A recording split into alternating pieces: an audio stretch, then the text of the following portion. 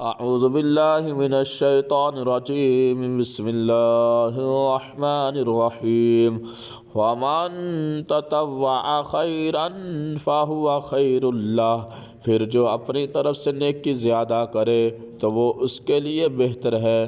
معتبر کتب میں ہے کہ قبر پر اذان کا جواز یقینی ہے، ہرگز شرع مطہرہ سے اس کی ممانعت پر کوئی دلیل نہیں، اور جس عمل سے شرع منع نہ فرمائے اصلاً ممنوع نہیں ہو سکتا۔ یعنی جو شریعت نے کام کرنے کا حکم دیا ہے وہ جائز ہے، اور جس کام کا منع فرمایا ہے وہ ناجائز ہے۔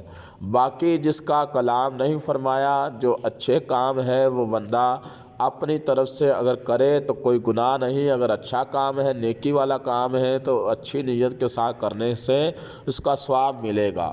بندہ قبر میں رکھا جاتا ہے، نقیرین سوالات کرتے ہیں، شیطان وہاں خلل انداز ہوتا ہے۔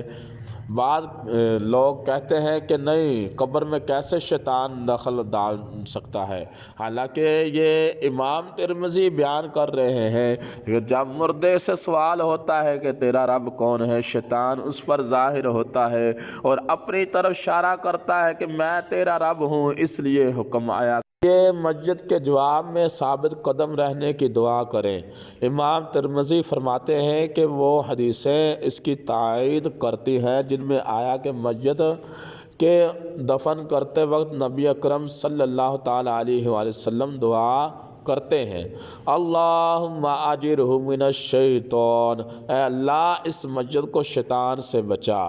تو پتہ چلا کہ شیطان جو ہے وہ قبر میں دخل انداز ہوتا ہے۔ صحیح حدیثوں سے ثابت ہے کہ اذان سے شیطان دفع ہو جاتا ہے۔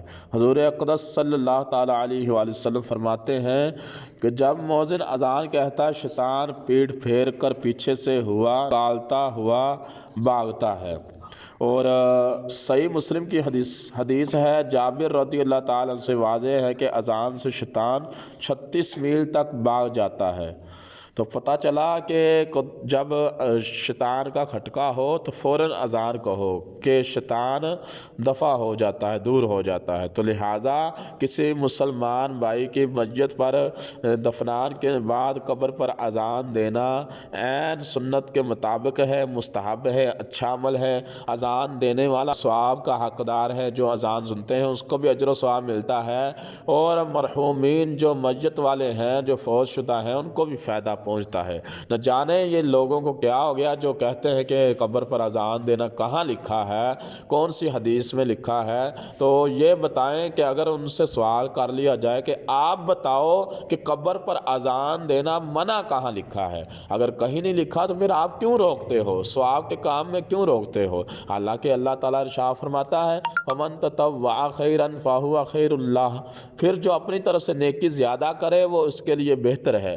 اور ایک حدیث پاک سنیے کہ جب حضرت سعد بن معاذ رضی اللہ تعالیٰ عنہ دفن ہو چکے اور قبر درست کر دی گئی تو نبی اکرم صلی اللہ تعالیٰ علیہ وآلہ وسلم اور ساتھ صحابہ کرام بھی دیر تک سبحان اللہ سبحان اللہ اور پھر اللہ اکبر کہتے رہے۔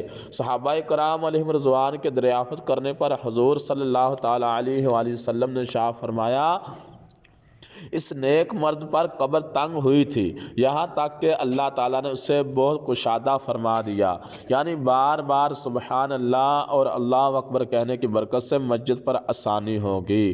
تو حدیث سے ثابت ہوا تو اگر اللہ اکبر کہنے سے قبر کشادہ ہو جاتی ہے تو پوری اذان اگر کہہ لی جائے تو پھر کیا کتنے فوائد ہوئیں گے۔ اور کسی کو اگر کوئی مسئلہ ہے تو وہ اپنا مسئلہ درست کر لے۔ یہ دیکھ لے مشکوٰۃ شریف میں بھی یہ حدیث پاک موجود ہے، بخاری شریف میں بھی ہے، مسلم شریف میں بھی ہے، ترمذی میں بھی ہے، نسائی میں بھی ہے، ابو داؤد شریف میں بھی یہ حدیث پاک لکھی ہے، اور یہ اچھا کام ہے اذان دینا۔